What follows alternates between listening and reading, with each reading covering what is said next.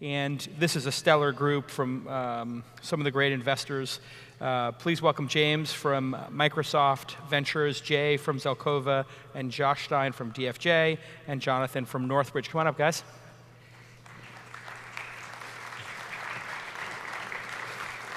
Okay. I was at the Female Founders Dinner last night, and there was an executive there who's in the Bitcoin space.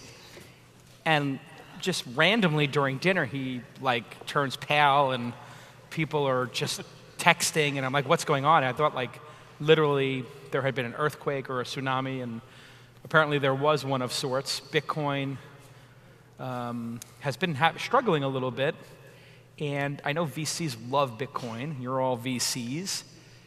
Mt. Gox is gone. $350 million is apparently stolen and or gone. What does this mean for the Bitcoin economy movement now that the #1 exchange, the #1 search result, Mt. Gox, has gone under in a huge apparent fraud and or theft? Well, it's probably not good. So we're going to file it under not good. Anyone lose money today? Yeah, let me ask this. Did anybody have a coin? Be honest.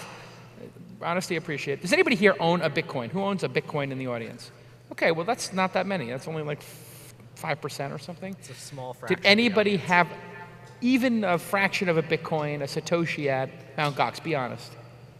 Nobody. Okay, so nobody was impacted. It's not a big deal. Very smart apparently. audience, obviously. Did any of you have? You had money at. Me? See, I can tell. I just look. This is just like a poker game. Yeah.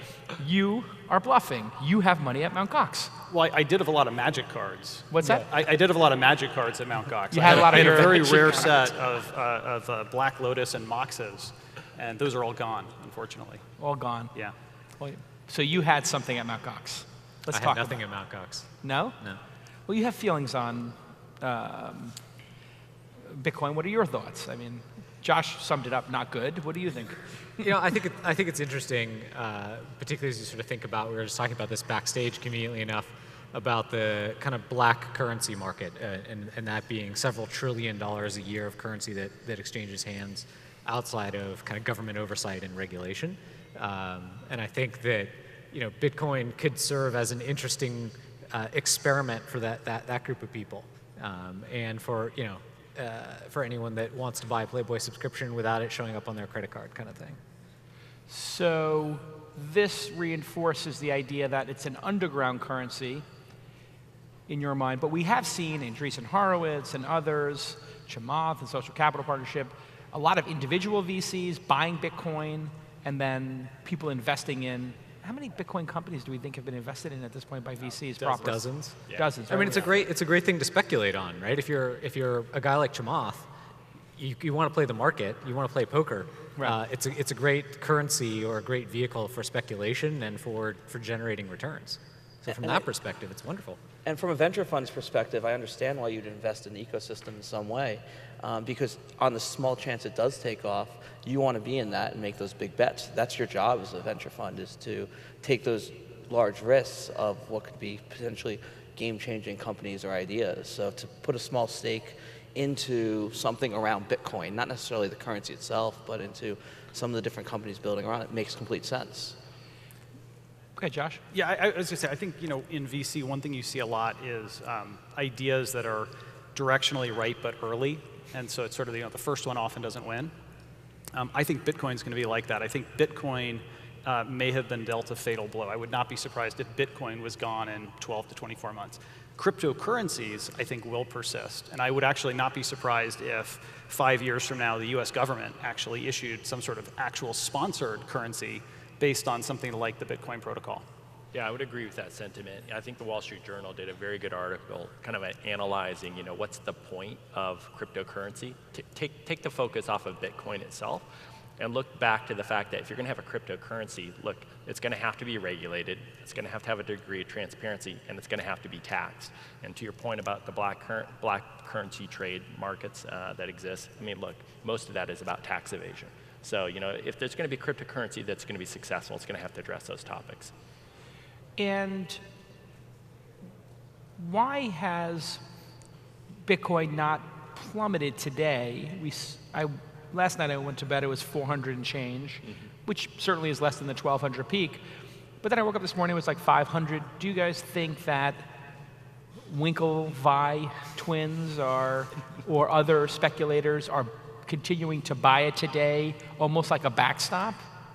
What do you think is going on? Why hasn't it gone even worse? Are people holding, thinking this will ride out the storm? It's an irrational market, right? And that's what you're seeing, is so that people are going in and making bets, and there's no rationalization to this at this point. I mean, I think there's a lot of analogies to the tulip trade. That didn't end well. So I think that's what we're seeing again in front of us, except it's digital this time versus flowers. It's also a really small market. I mean, transaction volume in Bitcoin is tiny. That's the thing I always point out to people about Bitcoin specifically. While the price has gone up, the number of transactions per day, including all the speculative trades, has been pretty flat over the last 12 months. So it doesn't take a lot to move the market, but also I think that shows you that it's not being adopted in any kind of mainstream way. But the concept, I think, is very powerful. I mean, I think you will see digital currency advance more in the future.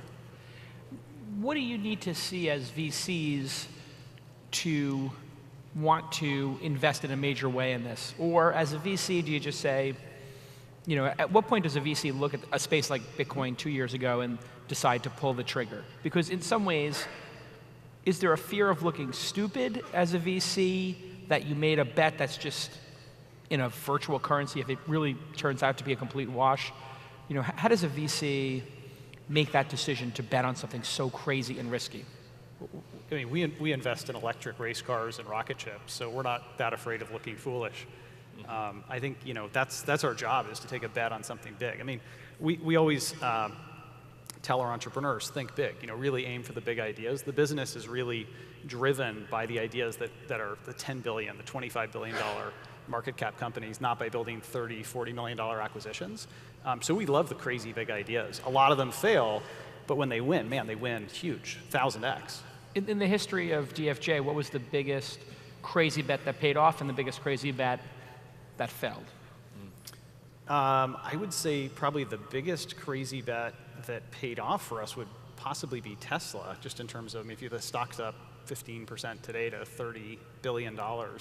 I remember at the time when we were making that investment, the idea of going after the auto industry just seemed absolutely crazy and silly. And you look at it today, and it's the most popular, best-selling car in its broad category. And they're talking about building the Gigafactory and all this, and it looks like it's going to be one of the more successful companies in the last decade. In terms of the craziest thing, God, there's a long list. I'll give you one that actually we don't know if we're right or wrong yet, but it's pretty crazy, which is a quantum computer. So literally using quantum spin to do calculations. So we always joke, you can't look at the computer, otherwise you'll break it. It's like it uses superposition. It's 1 and 0, and then you look at it and it somehow works its magic. So we'll see it. We're 10 years into that one, and it looks promising, but it's pretty crazy. How much have you invested in quantum computing, and over what period? I want to say we've probably put $10 or $15 million in that company, but they've raised quite a bit. Actually, they sold their first unit to Google for about $10 million. There's some government agencies that have some. So they've actually sold a number of the systems, so it seems to be working. They're up to, I believe, 256 qubits, they call it. So the equivalent of a 1-0 bit. Yeah. Jay, some of the big hits or misses? One of the crazy ones was definitely Fabulous.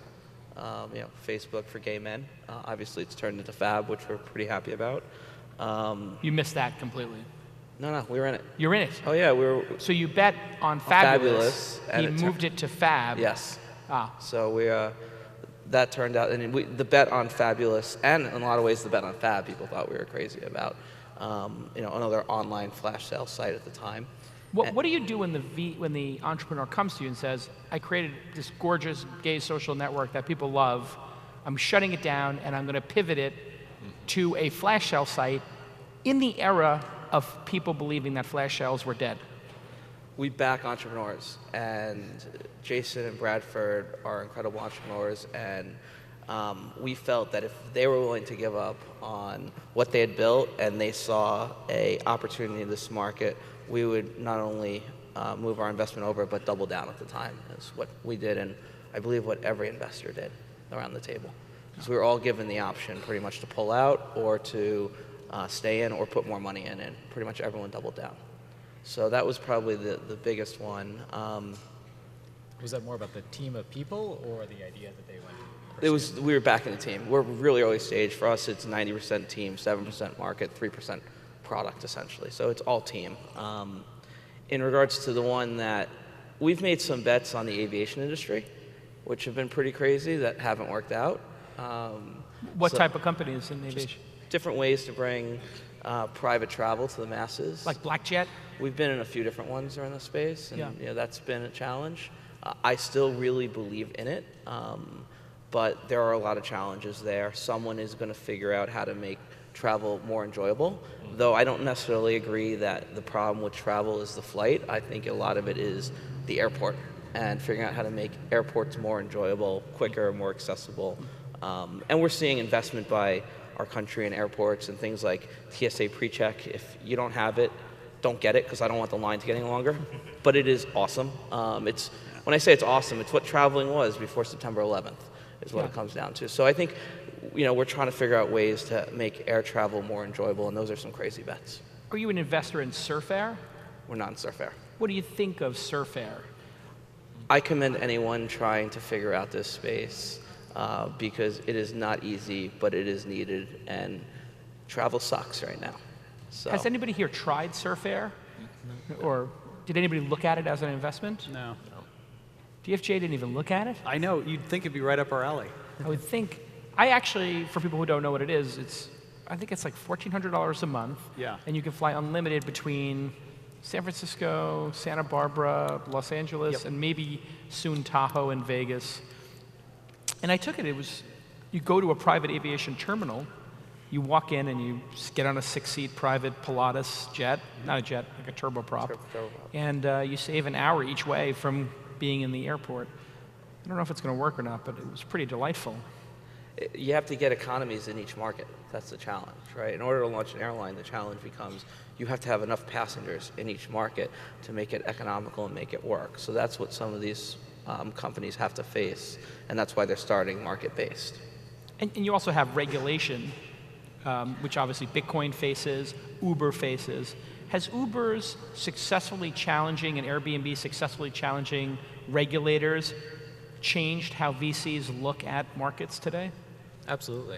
How Absolutely. so? I mean, I think it gives conviction to VCs who will often be pessimistic about how a regulator may view a business like that. It gives us conviction that change is possible, and that even sort of in times of difficulty, that the company will prevail because the user base, the people that actually use the product and engage with it, will sort of force their hand. Yeah, I mean, I think you're seeing government being more responsive to people, too. I mean, the thing about a service like an Uber, and I give them so much credit for how they've pushed up against the regulators, you know, there's so many people that want them to succeed that it makes government so instantly unpopular that you've seen that backlash. And I think they've shown. I mean, if I'm a new government, I'm thinking about trying to stop Uber. I look at the examples of the other cities that have tried to do that and folded. And I think, you know, I think they're going to have a much easier road forward as a result. So it's this kind of like, you know, ask forgiveness, not permission sort of attitude. And you can push that too far, but I think they've really walked that line. I completely admire what they've done there. Can you? And I was going to say, and I think it comes back to the crux of the issue, why is the government there? I mean, if you think about it from a public health, safety, and welfare approach, I mean, the reason why, in Uber's case in Seattle, the Seattle government kind of was going to push back on Uber's implementation. But to your point, the backlash from the user base came back up and surfaced a dialogue that's saying, why are you concerned to begin with? It should be about safety in transport, so let's make sure that the rides are safe, that the drivers don't have criminal records, et cetera.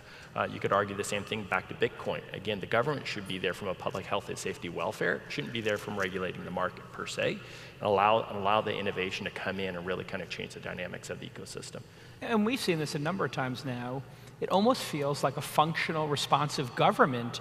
Marijuana laws changing based on the will of the people. Airbnb being allowed based on the will of the people, Uber being allowed based on the will of the people.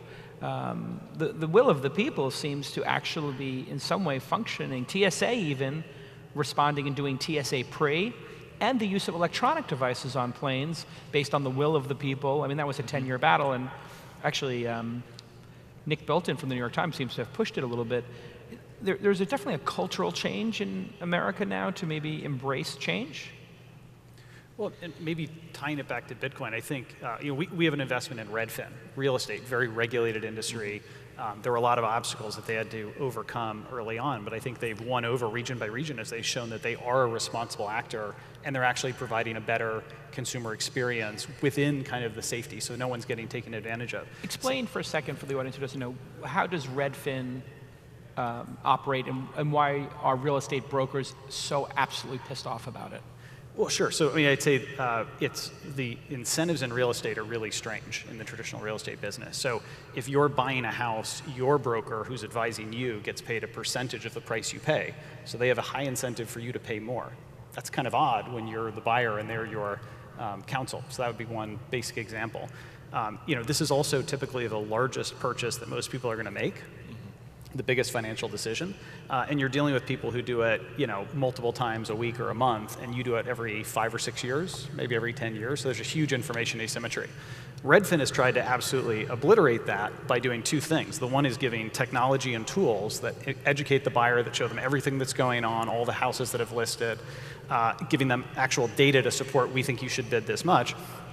But more importantly, the agents work for Redfin, and instead of working on commission, they're paid on customer satisfaction. Right? So the broker truly wants you to be happy and wants you to get the right house, not to have you pay more. The key thing is that was a new model, and a lot of the laws and regulations in real estate exist to protect the consumer. Once Redfin was able to show people that the consumers were still protected, all of that kind of opened up. In the same way with Uber, I think people are saying Uber is a responsible company. They do take safety seriously. They are being responsive. So I think once the regulators get comfort with that, it's very hard to stand on laws which, while they maybe were first put in place for safety, ended up just protecting an established class and protecting margins. So I think government is responsive as long as you can show them that you are delivering a better consumer experience. One of the things we talked about yesterday on the Angel panel was, gosh, it's super easy relative to history, not to an individual's experience, to raise an angel round. I don't think anybody would disagree. It's never been so easy to raise an angel round, with the exception of a maybe 3-month period during the dot-com boom, when they just had buckets of money, by the coffee for people to take. But the big problem seems to be raising an A round, and the problem seems to be you guys. You don't scale. You can only be on 8 boards. Therefore, your dance card gets filled up. I mean, how do we, as an industry, deal with this? Because it doesn't seem like we're adding a ton of VCs or VC funds. So how do we solve this Series A crunch, or just you don't have any more board seats left? I'm not sure that there's necessarily more fundable companies that are out there per se either. There is a lot of innovation, but there's a lot of noise as well, because we have so many young startups that are coming out of the accelerator and incubator system. If it's truly fundable, then the market will fill the need, right? I mean, there will be more VCs that will pop up, and we'll invest in those companies if you can show the returns. A big challenge right now is that as you look at the companies that are trying to come in and pitch, while they may think that they have the greatest, next widget or next, technology that's going to change the world, folks here are seeing lots of companies that are coming in and making those same pitches, and you have to really be able to stand head and shoulders above those things and come back and make an investment that's gonna count. Do you guys agree with that? Do you think there's just the same amount of deserving companies, or has the benchmark for what's deserving gone up a little bit? I think the benchmark for what's deserving continues to rise. Yes. But I think one thing that's interesting is that I think it was Mark Andreessen who said kind of both these data points, which he just kind of pulled out of his ear, arguably. But one was that about every 10 years, a great company, sort of a truly outstanding company, is created. And there's actually a fair amount of data that shows that's true. But the other data point is that there's about 10 really awesome companies that are created every year, or that are financed every year. And the interesting thing I was thinking about that is that may have been true when the internet was 50 million people or 100 million people, kind of the first .com boom. Now the internet's about 2 billion people on its way to 7 billion. What's our ability to absorb new applications, new companies, new technologies? Theoretically, that has to rise at some rate similar to the number of people on the internet at the same time. So theoretically, the number of great companies should also rise with it. But I think as I sit here today, looking back 15 years ago, I was around the first .com boom and have the gray hair to prove it. The number of companies, at least that we see being financed, still is about that kind of 10 a year number that are really kind of great breakout businesses. What do you guys think? I think it's an evolutionary algorithm. I think that the survival of the fittest. I think companies that are solid companies are absolutely getting funded, and they're getting funded in very competitive deals. I think if you look at times where lots of money has come into the ecosystem, it's like putting too much food into an environment, right? You don't have that evolutionary pressure for the selection that makes the organisms hardy as a result. So I actually think that the relative scarcity of capital is actually a positive forcing function that gives a discipline to companies that makes them tougher and more resilient as a result. Well, certainly it makes them more resilient, but what if, instead of 10 companies that could become multi-billion-dollar companies a year, there are actually 30? I mean, it is possible that now with mobile, we actually have 30 that should have survived, but the 10 strongest killed off those, 2 or 3 of those other ones who couldn't get to the food first, but who would have been a great species. No, I think that's a real risk, but I also think if I would say the capital ecosystem is as developed today as it ever has been. So if you look at, it's not just angels that can write a $50,000 check. Guys like yourself with an AngelList syndicate can write, how big's your syndicate now? Syndicate is worth $1 million and change. $1 million and change, right? So you can write a $1 million check like that. It'll probably wind up being $500,000, but yeah. Okay, or $500,000, right? I mean, that's a new thing in the ecosystem. That creates yet another bridge for developing those companies. So I think there's always some risk that a great idea is going to die just for a lack of funding. But I'll tell you, the companies that are breaking out right now are having multiple offers. I mean, it's an incredibly competitive market. Well, and I think if you look at the ecosystems around the world, get out of just the US and Silicon Valley. I mean, the level of activity we see in China, by way of example, or in Israel, I mean, great companies there are getting funded, right? The number of VCs in China, honestly, dwarfs the number of VCs in the Valley, shockingly. I didn't know that until I was over in Beijing and sat down with the IDG Excel team, and they're telling me how many VCs are in China.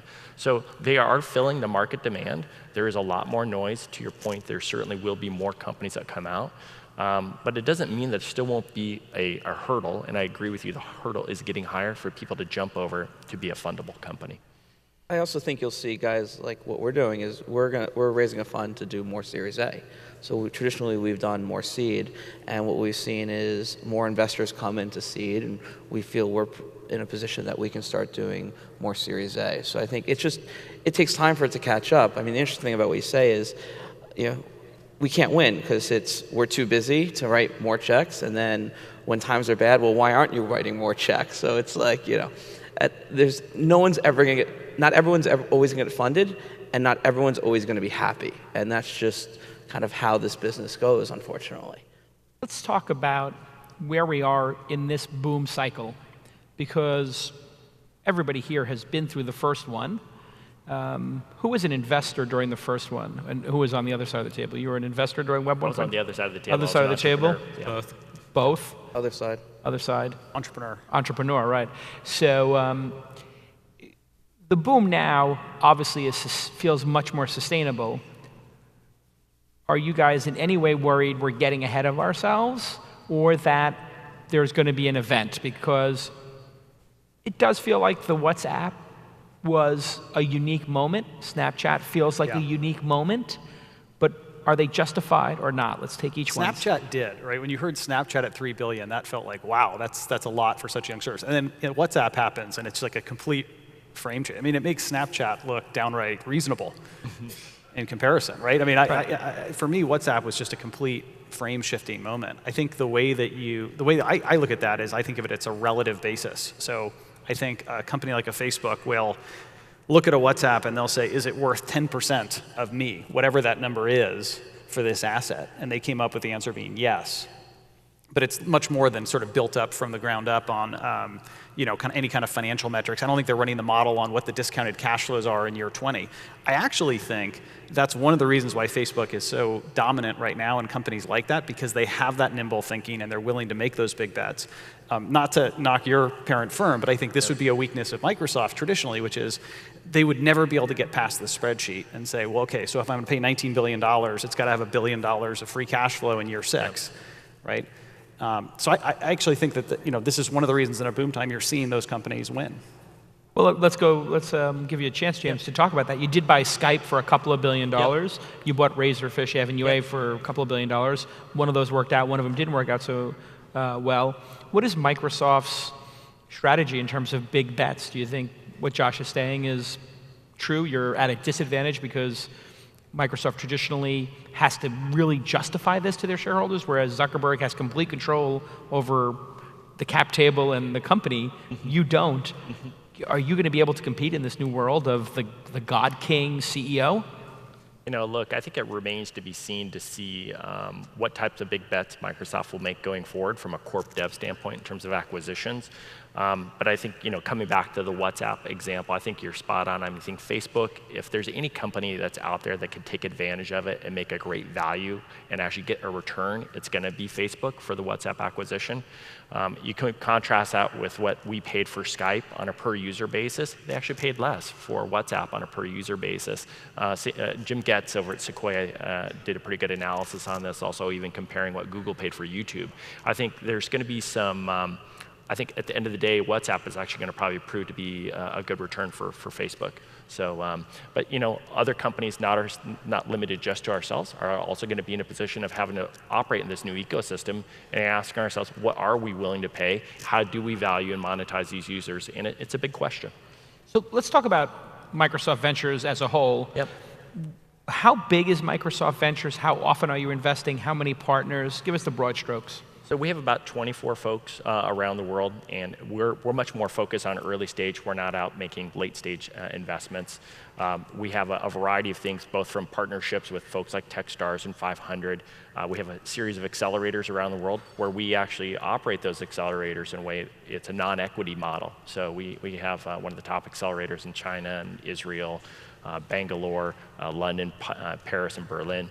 And so, those ecosystems have actually proved to be very fruitful for us. And then from a seed fund standpoint, we've made, I think, 6 investments in the last 6 months. I've made 5 last year. So we've been pretty active. And, the value of those investments, has actually proved quite valuable for us in terms of us being able to go in and influence and work with the entrepreneurs. So, how that evolves and our ability to be able to help those companies grow will actually be measured on how we can help them drive customers and revenue for their businesses, because frankly, we want to invest in entrepreneurs. And mainly bent on enterprise, or is it enterprise and consumer? Because this is the big debate of the year. You got a new CEO. Is Microsoft going to lean into enterprise and sort of say, hey, let's leave the consumer battle to others? What's your take on that? Well, we will certainly follow Satya's lead. I mean, Satya has not come out to talk yet about kind of that direction. In the past, if you look over the past year, it was a bit of both. We did some enterprise and we did some consumer. What's the average check size? Well, we invest off the balance sheet, so we're not out writing huge checks that are going in and taking in the entire round, because we have to be cautious. 250, 500? Well, we have to be cautious about not having to absorb and report their financials. This is the whole kind of accounting rule. So if we're obviously going in on a small round that's a seed round, we're only going to be a fraction of that round. We're not going to take more than 10% of the round. Okay, so $1.5 million rounds, you might do 150 or something. Got it. And what impact has Google Ventures had on Microsoft Ventures? They seem to be, frankly, a little bold, if not crazy in their approach. I mean, it seems like an open book, go wild from Larry Page kind of approach. How do you guys view Google Ventures? Frankly, I have a ton of respect for what Wesley and Rich and the team over there have built. We actually talk with their team quite a bit. Not unlike when you talk to Intel, they often are co-investing with AMD or with Qualcomm and on deals. So it's not uncommon for us to be sharing deal flow with them and with Amazon, to be very candid. What do you think, Jonathan? Should entrepreneurs be meeting with the Microsofts, Facebooks, Googles of the world early on, or do you advise at Northridge, no, stay away, give us all the equity? We like great partners that like to stay with the company and actually help. So as long as they're willing to do both of those things, they're great partners for us and great partners for founders. Do you think corporations have been long-term, though, as venture partners? This is a big 20-year view. It's a good question. Speaking as someone who was a corporate venture guy in a previous life, I started a corporate fund for Global Crossing, which is a large telecom company. It's now part of Level 3. It was a couple-year endeavor for us, and then we gave up on it and changed directions. So I have seen corporations kind of give up on venture investing or get in when it's popular and get out when it's not. What do you think, Josh, Jay? Is this a good idea for young startups or A-round companies to be meeting with the Googles, or do you think Google might be a dangerous thing for people to consider because, gosh, they're going to steal my idea, or they're going to be looking at the technology? I mean, that is the number one fear, right? I think that it all depends on who you're meeting with there and the relationship you have. I mean, Google is people at the end of the day. Microsoft is people. So it really depends on the trust you have and who your partner is, and if you do take an investment from them, how involved they're going to be and how big of a proponent they're going to be. So I think it's unfair to just like blanket the company's name, and more about understand who you're working with there and your comfort level with them. What impact has Google had? I mean, it's been quite a ramp up. They have dozens of partners. You have Microsoft with dozens. Do they have more than DFJ, and are you battling with them now for deals? No, I'd say it's very collaborative with them. I think Google as a company, what they're willing to do with their balance sheet is frankly inspiring. And I think it should be a model for other public companies. Instead of having $20 billion in treasury bonds that they're managing for yield, I mean, those guys are doing all kinds of crazy stuff, whether they're taking over Moffett Field and rebuilding the hangar, or self-driving cars, or literal moonshots, Project Loon that Mike Cassidy's leading, right? Wireless internet from balloons. I mean, I just think that as a shareholder, I find that very inspiring. I think with the structure of Facebook and Google and a corporate structure, what every entrepreneur should be looking for, especially at the early stage, is a long-term investor. At DFJ, we look at it as a 10-year plus kind of time frame. Our funds are structured to allow us to do that. We have 30-year history of doing that. I think the biggest problem with corporate VC has been a 2 or 3 year stint in a corporation is a long stint, and so people turn over really fast. So over a 10-year span, you might be working with 5 or 6 different people. You get a new CEO, maybe all new bets are off. I don't think that's a problem at Google. I don't think Larry's going anywhere. I'm torn between talking about valuations right now or just the amount of fashion in venture capital's industry. And I don't know if you guys noticed, but I mean, look at the shoes, Josh. Amazing, beautiful. And then the power jacket. I've been noticing the VCs are getting quite stylish these days. What's up with that? You gotta roll out the red carpet to compete. I mean, yeah. It's all about wooing founders. I almost put on my suit. You had the great suit last year. I was expecting you to... I went jeans this year. I felt it was a little maybe too formal last year. Trying to keep it a little bit grungy. But the entrepreneurs are getting younger. Is it harder to relate to this younger generation? Are the VCs today having to change their style a little bit when they're dealing with not 25? It went from 30-year-old MBAs in the 90s to 25-year-olds, in the 2000s, and now you're dealing with 19, 20, 21-year-olds. Not uncommon, correct?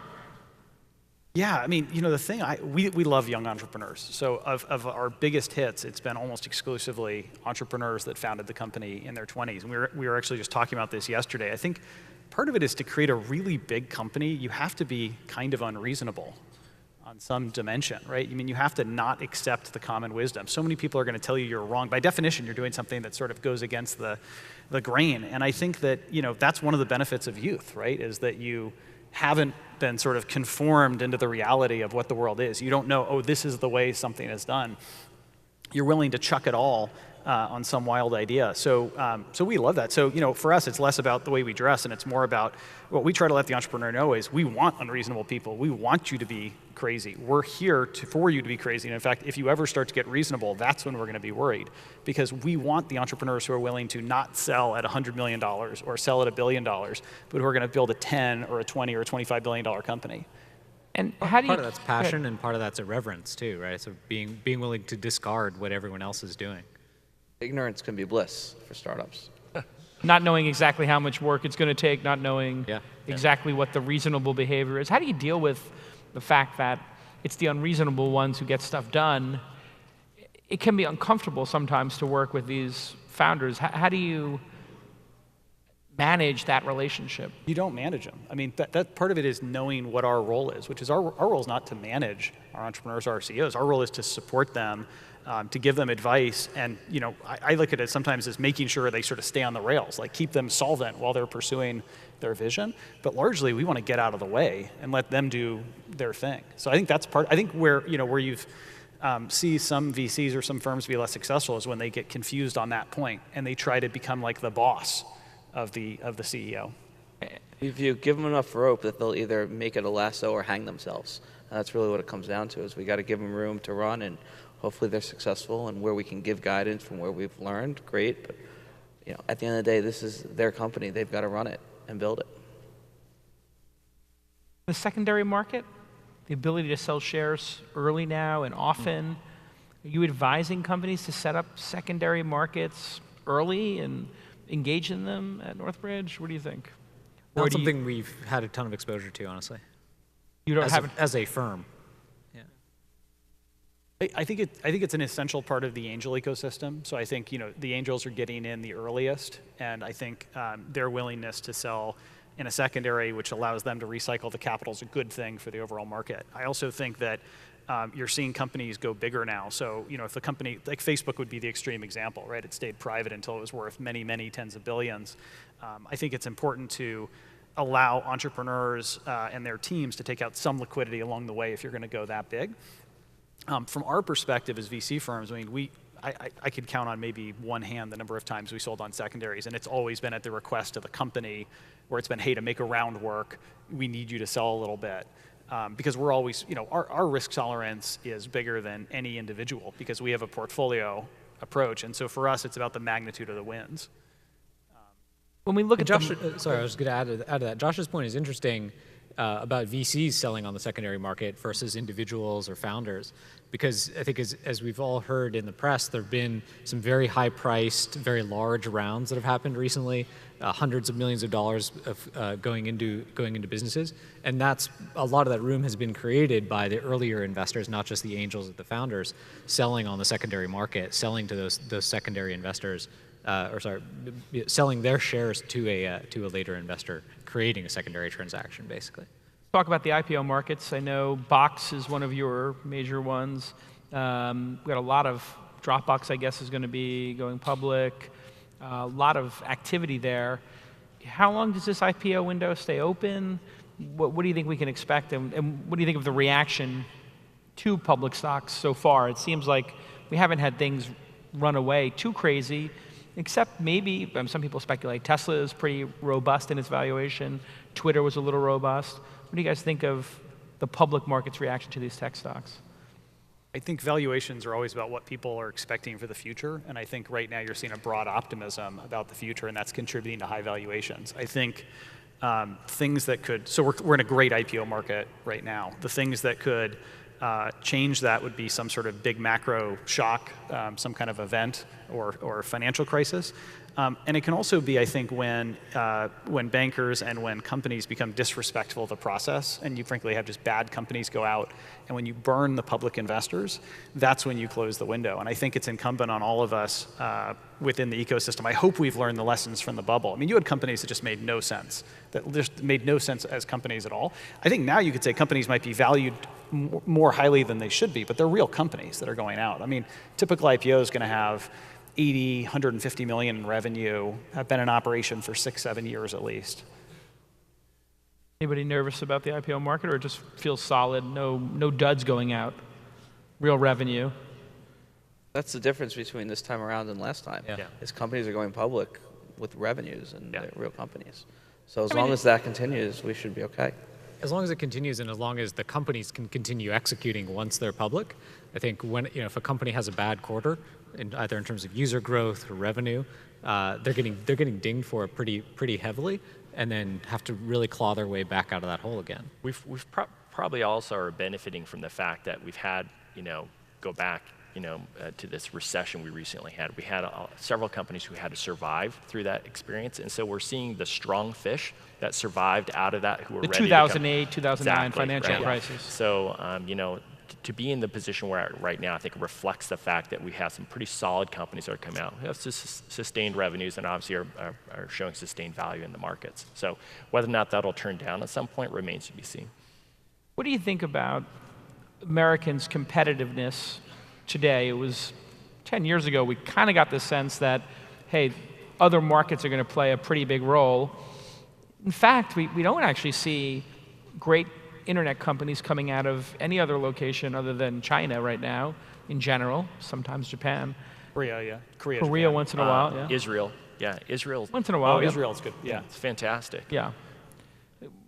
We still seem to be dominant in this country, even though we're still such a small percentage of the population. What do we attribute America's continued dominance in this technology space, too? Well, let's be clear, it's not all Americans. That's true. You know, if you look at a lot of the companies that are, I mean, I think the statistic is that there's $84 billion companies being created the last 7 years, $1 billion company every month. If you look at a lot of these companies, shoot, many of them are actually international folks who've actually moved here to the Valley because this is where capital was available or talent was available, right? So just because they've, might be based in America doesn't necessarily mean it's an American company per se. It's an American company run by an immigrant. Yeah, I was just a great point. It's not Americans as a people. I think it's the American system, right? And I'd say you've got a very robust capital ecosystem. You have a tremendous amount of resources available to people starting companies, especially tech companies. But you also have a culture where risk taking is celebrated and where failure is accepted. In a lot of parts of the world, if you start a business and you fail, your life is effectively ruined. I mean, people do kill themselves in other countries. Well, I mean, and it goes to things like, you can't escape your debts, right? Like you can't declare bankruptcy and walk away from your debts. I mean, if you raise $3 million from angels here, we expect that you're going to give it, 2-3 years of hard effort. But if at the end of the day it's a zero, everybody accepts that, you move on and you go start your next company. I would say most, if not all, of the great entrepreneurs had some failure along the way. That's a normal part of life here. That is not the case in the rest of the world.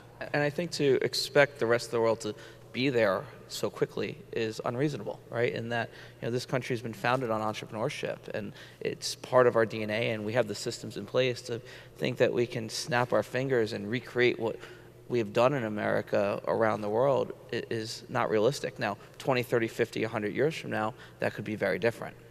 I think it'll be a lot sooner than that, simply because of the fact that, folks, there are so many mobile phones in our hands of everybody around the world. Governments are looking for opportunities to figure out, hey, how do we recharge our system? How do we democratize Silicon Valley? Because innovation, again, is not limited to the borders of the United States. It is going to happen elsewhere. But a big part of that is getting back to the ecosystems that are actually structured in a way that are going to make it valuable for the entrepreneur. So like when we look at deals in India, by way of example, it's not uncommon to see angels taking 60 or 70% of the round, in which case you're saying, look, that's an unfundable deal. We're not going to go into that deal because you've set the entrepreneur up for failure. Yeah, how's the entrepreneur going to be motivated to come to work? They're an employee. They're not, exactly. So you have firms like DFJ, MJ on their team, who is actually actively engaged in India, who we're working with, and we're trying to go in and actually educate that market and start showcasing some deals on saying, hey, look, if you're going to do an angel deal round, here's how much percentage we're going to take for you to make it worthwhile for the entrepreneur and to get DFJ to come in and follow in on the deal. Because otherwise, the capital markets rebooting the cap table, basically, saying, listen, you guys set this up wrong. You're going to lose a bunch of your equity, but it's going to be good for you long term. Long term, that's correct. We do see what's happening in the Scandinavian countries: Supercell, Minecraft.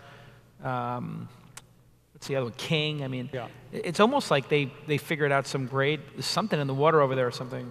Yeah, I mean, it's nothing against those companies. I do think that if you look at WhatsApp or you look at those companies, one thing is they don't tend to employ a lot of people, and I wouldn't say they're solving kind of the big meta challenges that we have in the world.